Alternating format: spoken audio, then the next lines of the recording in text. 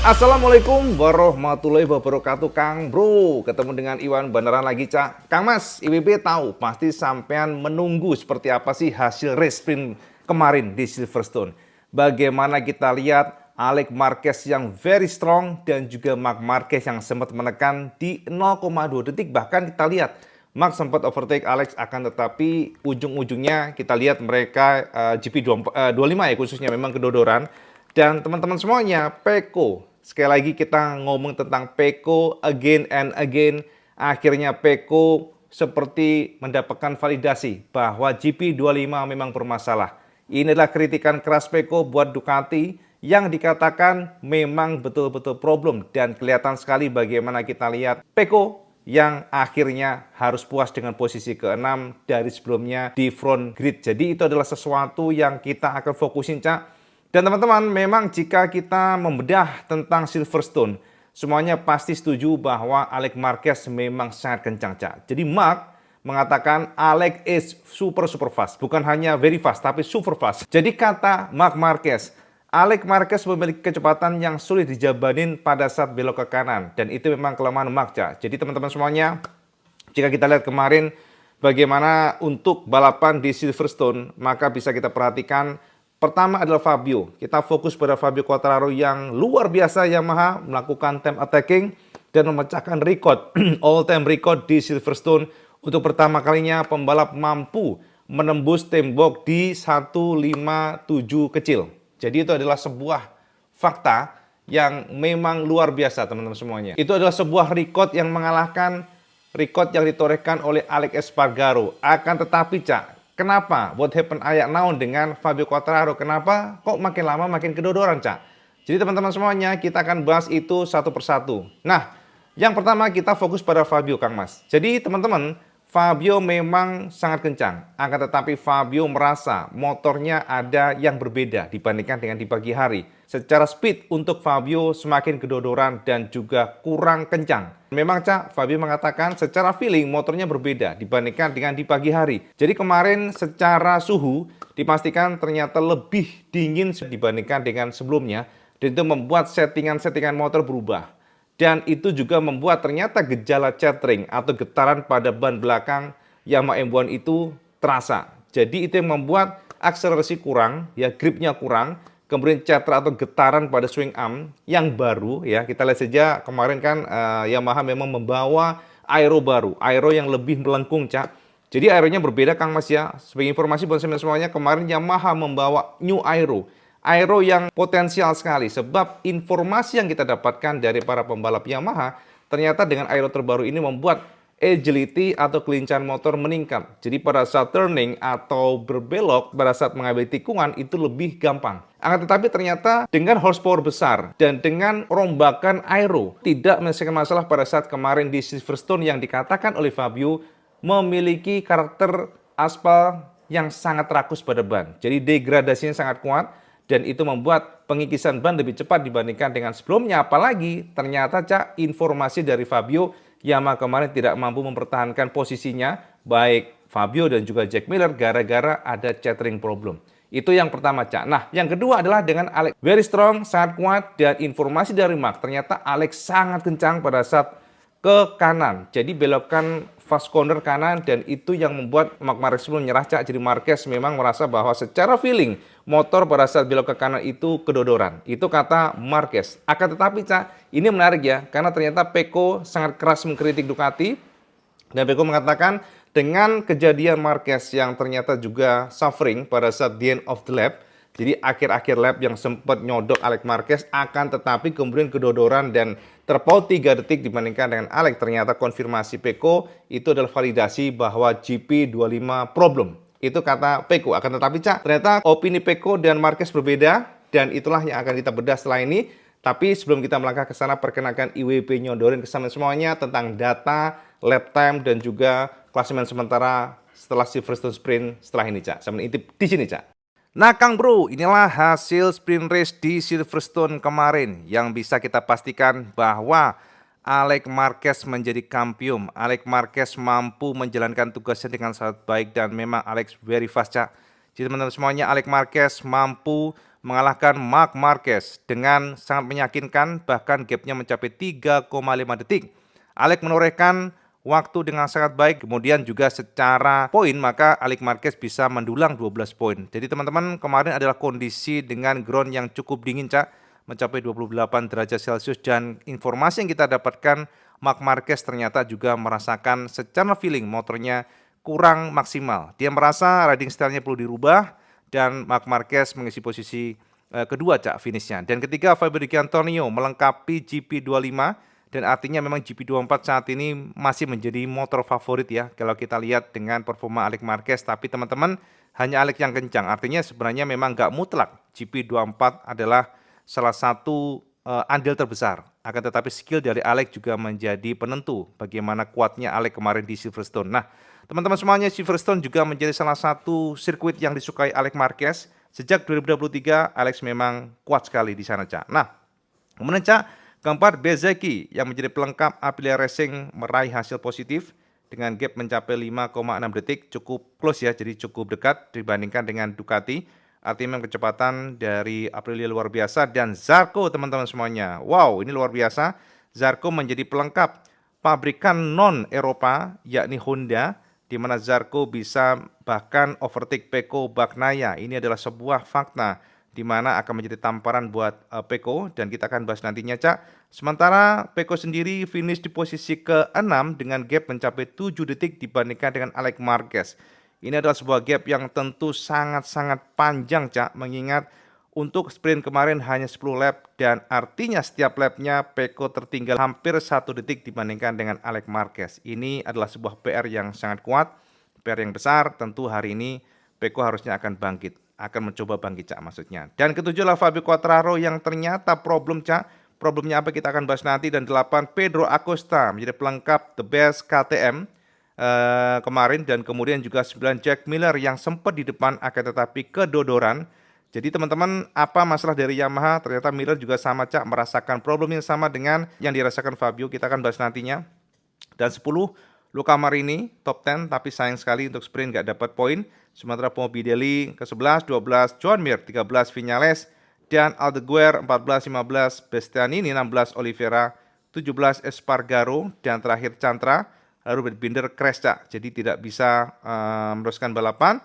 Dan teman-teman, dari sini kita akan lihat seperti apa untuk fastest lap slidernya. Nah, ini Kang Mas. Jadi teman-teman semuanya, ini adalah sebuah bukti di mana Alex Marquez memang pantas juara kemarin, Cak. Alex menjadi satu-satunya pembalap yang juara di sini dengan menorehkan fastest lap juga kencang.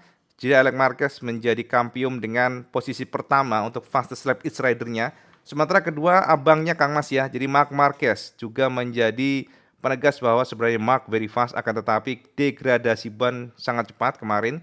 Jadi di end of the lap kita tahu sendiri Marc semakin mengendor, dan memang informasinya bukan gara-gara apa, Cak. Jadi Marc merasa bahwa dia realistis dengan posisi kedua, dia nggak mau ngoyo daripada nanti crash. Jadi teman-teman, Marc Marquez menjadi pembalap dengan terkencang kedua di 1 menit 58.760 detik. Lalu ketiga Pecco, ternyata Pecco juga sangat kencang, very fast, akan tetapi mungkin bisa saja yang dikatakan Pecco benar, Cak. Jadi dia merasa ada masalah dengan front end-nya, dan itu membuat dia memaksakan banyak. Kita akan bahas nantinya, Cak, biar gamblang. Keempat, Marco Bezzecchi rankingnya, dan kelima adalah Fabio Antonio, dan keenam Fabio Quartararo, Joan Zarco ketujuh, dan teman-teman yang terakhir adalah Soumya Chantra. Ini adalah gambaran masing-masing pembalap pada saat sprint kemarin. Time attackingnya, very fastnya ternyata Alex Marquez, Marc Marquez, dan Pecco Bagnaia. Oh, Ducati di tiga terbesar, dari tiga besarnya, Cak. Oke, sekarang kita lihat sebenarnya seperti apa.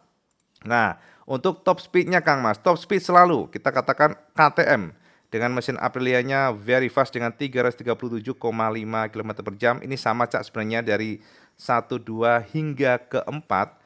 Ternyata sama ya, Marco Bezzecchi dengan 337,5 km per jam, Pecco sama, Marquez sama, dan kemudian baru Viñales. Dan di sini kita perhatikan ternyata mesin Honda sebagai pabrikan Jepang terkencang menorehkan 334,3 km per jam. Jadi nggak terlalu kencang.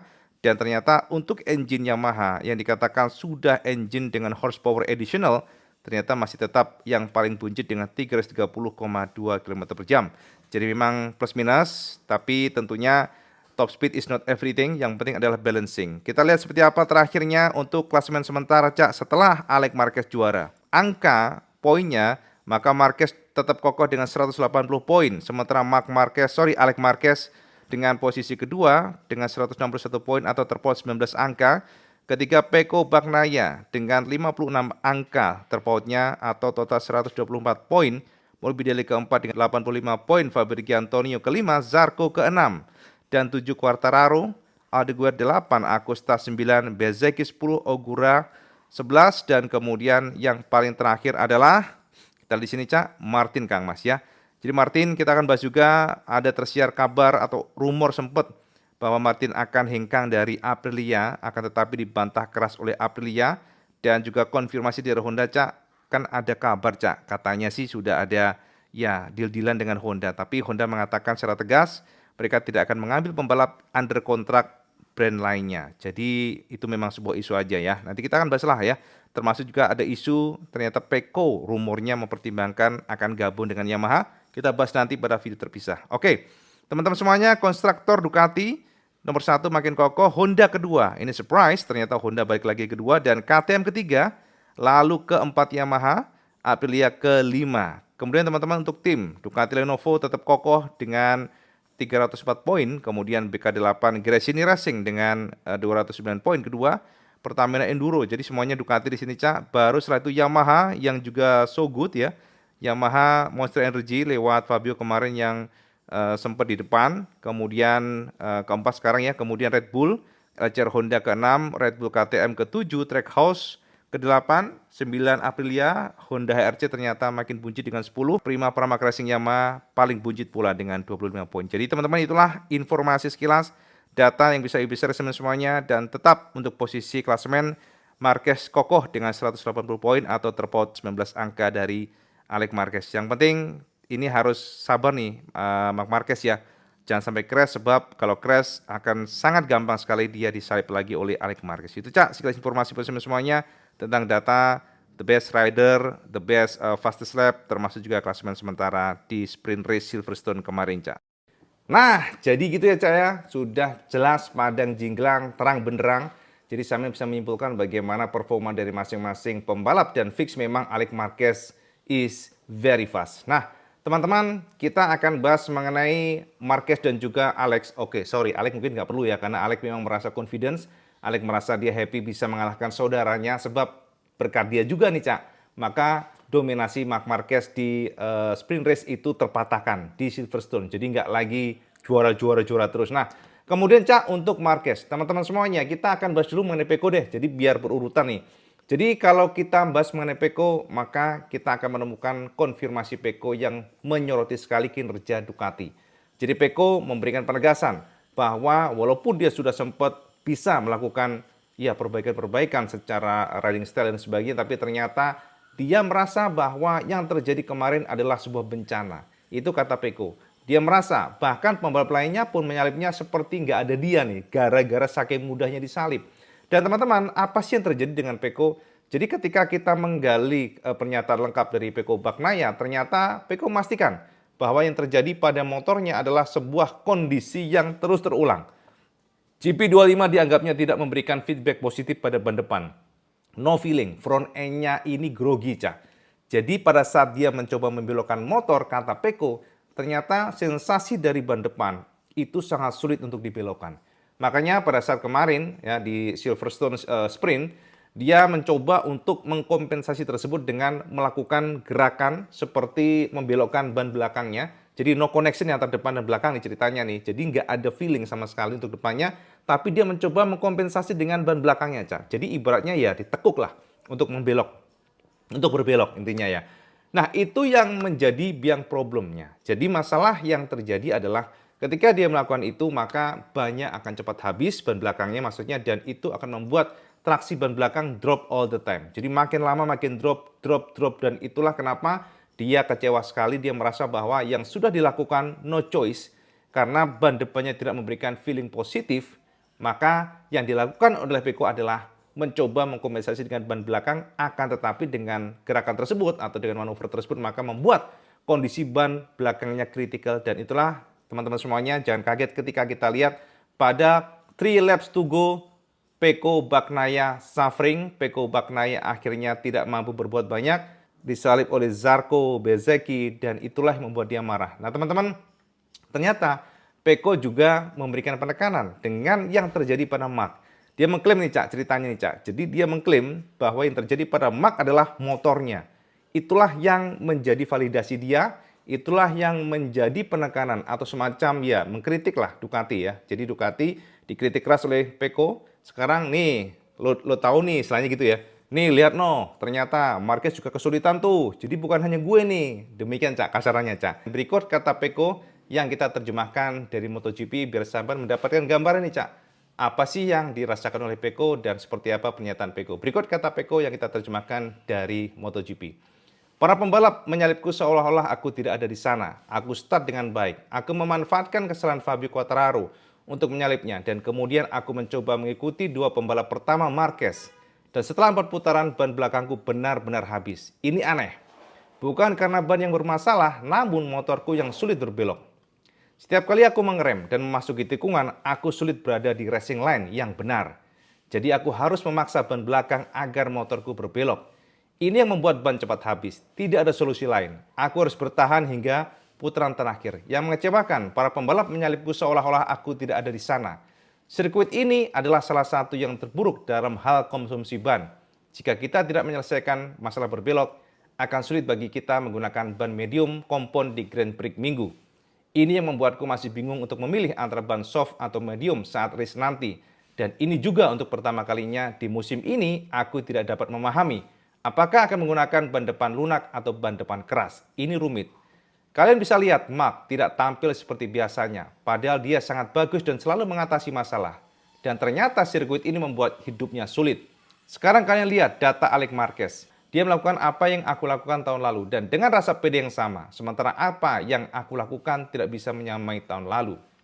Mungkin GP24 dan GP25 secara teori keduanya serupa, tapi feelingnya sangat berbeda saat mengendarainya. Dan aku rasa sekarang Mark memiliki feeling yang sama denganku. Ya, untuk pertama kalinya musim ini, Mark memiliki perasaan yang sama denganku. GP25 bermasalah. Kami bekerja keras. Seluruh tim, semua teknisi sedang mengerjakannya.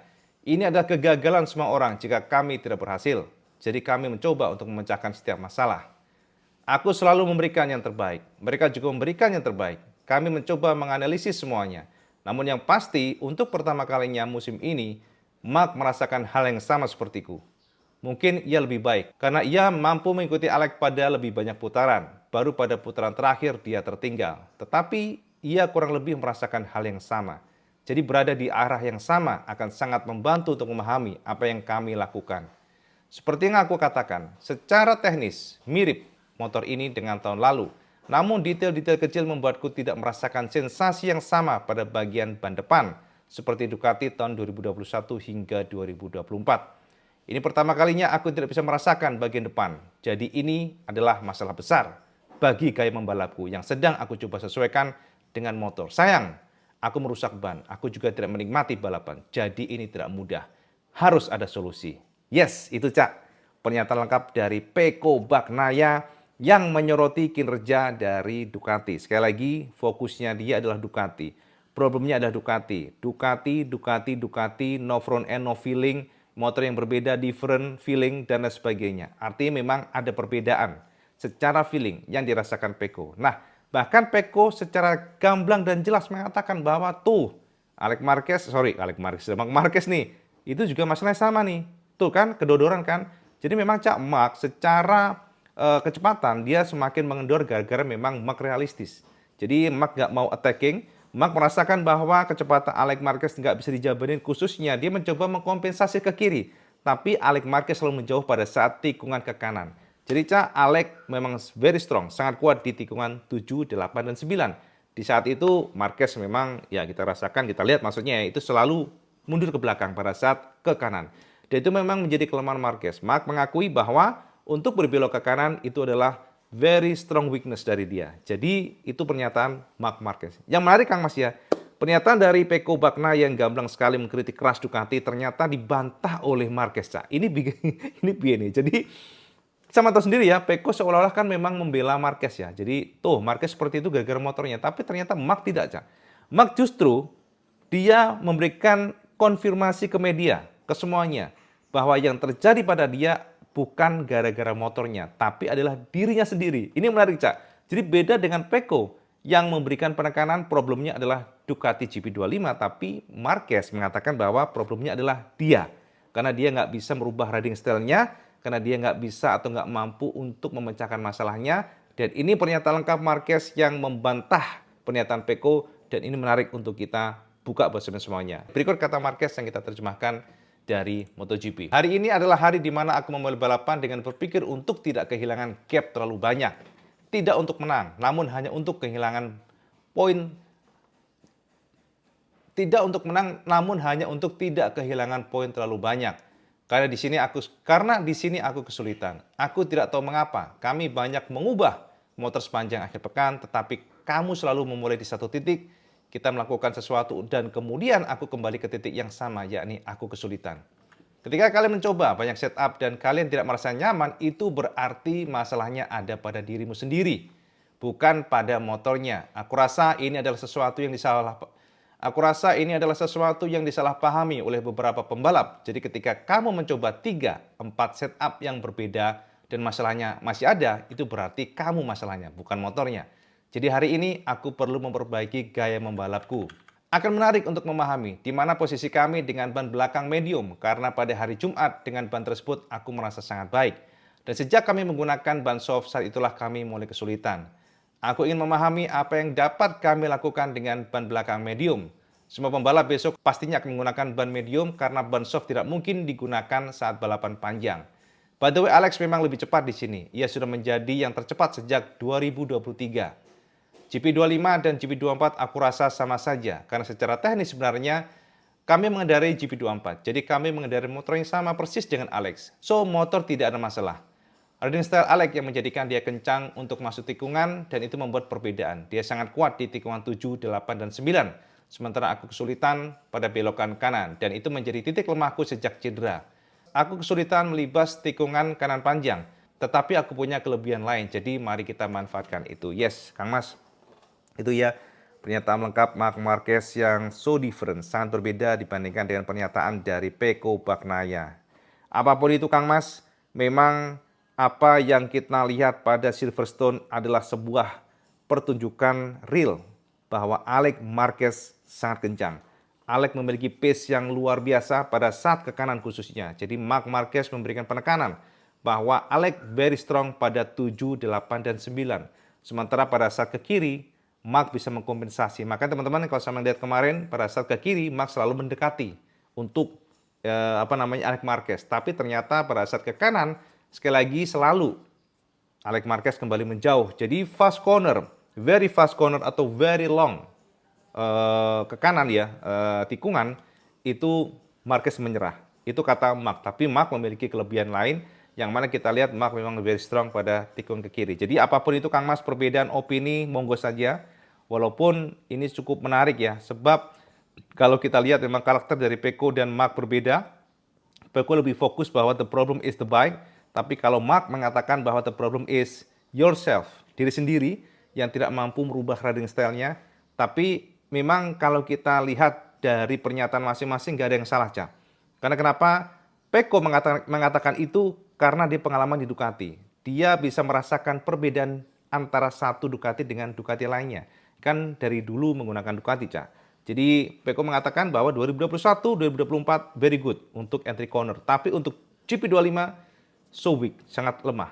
Sementara Marquez juga nggak salah, Cak, mengatakan demikian. Karena Marquez merasa bahwa ya Marquez kan baru sekarang nih Ducati nih.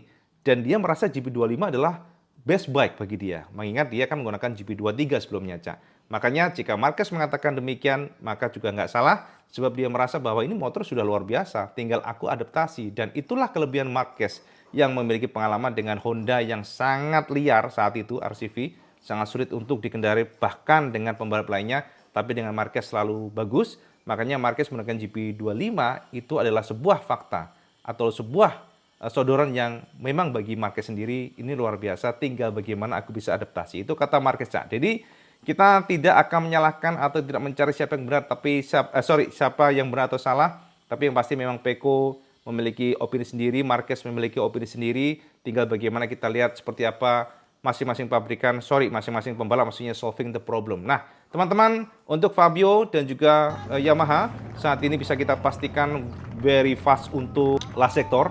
Akan tetapi memang sebenarnya kalau kita perhatikan dari awal sprint kemarin, Fabio ini memang sedikit berbeda. Jadi ada sedikit maksa bagaimana pergerakan motornya dan memang konfirmasi dari Fabio ada chatter atau getaran di bagian swing armnya yang sudah WB share tadi di awal. Dan juga dengan horsepower besar sebenarnya Yamaha sudah berusaha untuk mencari grip sebesar-besarnya pula. Akan tetapi problemnya adalah mereka tidak mampu menerjemahkan power besar itu terhadap bannya. Karena big power is nothing without control. Benar nggak? Jadi kalau powernya besar, tapi nggak mampu diterjemahkan ke ban dengan baik, akan menjadi problem. Sebab akselerasinya juga nggak akan maksimal. Apalagi kita lihat bahwa Yamaha sudah berusaha dengan aero yang baru, dan aero tersebut ternyata membantu entry corner, itu membuat para pembalap Yamaha happy. Itu Cahaya, informasi buat semuanya. Dan Zarco juga luar biasa, Bezzecchi. Oh ya, Bezzecchi sebagai Aprilia, kita nggak kaget sekali lagi, memang ini Silverstone cocok buat Aprilia. Jadi kalau sampai membedah mengenai Silverstone ini adalah sebuah sirkuit yang flowing, Cak. Jadi mengalir ya, kencang, nggak banyak hard braking, dan itu bagus buat Aprilia, cocok buat Aprilia, makanya Alex Spargaro tahun kemarin juara. Sementara untuk Honda, ini luar biasa, Cak. Honda adalah pabrikan yang konsisten dengan swing armnya aluminium, jadi nggak menggunakan karbon. Tapi ternyata Zarco dengan sangat bagus sekali mampu nge-push motornya. Dan teman-teman, zaman harus tahu bahwa Zarco adalah pembalap yang sangat pintar untuk memanage bannya. Jadi memang kunci kemarin adalah manajemen ban, Cak, sebenarnya. Sebab Silverstone adalah sebuah sirkuit yang benar-benar menguras ban, mengingat dia fast corner. Dan itulah kenapa Zarco kemarin mampu menyalip Peko. Dan itu adalah manajemen ban yang bagus, dan dikonfirmasi Zarco, dia happy dengan yang sudah diraih kemarin. Akan tetapi hari ini dia ingin melihat apakah dia mampu juga untuk memanage bannya untuk long run. Challenge-nya lebih sulit dibandingkan dengan short race seperti sprint kemarin. Apalagi hari ini akan menggunakan ban medium, di mana ban itu akan berbeda dibandingkan dengan ban soft yang biasa digunakan pada saat sprint race. Ya, teman-teman semuanya, itu update IWB tentang MotoGP hari ini. Ya, kita lihat seperti apa nanti race, dan teman-teman jangan lupa nanti race-nya jam 9-an ya kalau nggak salah ya. Jadi sampean melototi aja nanti untuk race-nya, dan kita tunggu apakah memang Marquez bisa mencoba untuk attacking Alex, mengingat secara start juga nggak menguntungkan dengan posisi keempat. Start tentu akan butuh effort, kalau kemarin luar biasa, akan tetapi memang pace Alex luar biasa juga. Jadi kita tunggu seperti apa, dan apakah Peko mampu mencoba untuk melakukan settingan yang tepat, mengingat hari Minggu dan Sabtu beda. Biasanya Peko very fast di hari Minggu ya. Namun kita lihat seperti apa, mengingat keluhan dari Peko kan sangat jelas sekali, dia nggak pede dengan entry corner. Apakah akan ada gerakan-gerakan atau settingan-settingan untuk memperbaiki keluhan dari Peko Bagnaia. Itu aja, Cak, update Iwan Banaran. Sekarang sampean komen di bawah. Yakin nggak sampean Peko akan juara di sini, atau sampean yakin nggak Marquez mampu menjungkalkan Alex? Dan apakah Fabio juga mampu menggunakan keuntungan pole-nya hari ini dengan memecahkan solusi chatter pada swing arm ban belakang? Kita tunggu seperti apa hari ini. Teman komen di bawah, dan seperti biasa kalau teman suka video ini, like, share, dan subscribe. Ojo lagi, Cak. Saya mencoba terima waktu karena itu yang paling penting. Assalamualaikum warahmatullahi wabarakatuh. Selamat sekendus.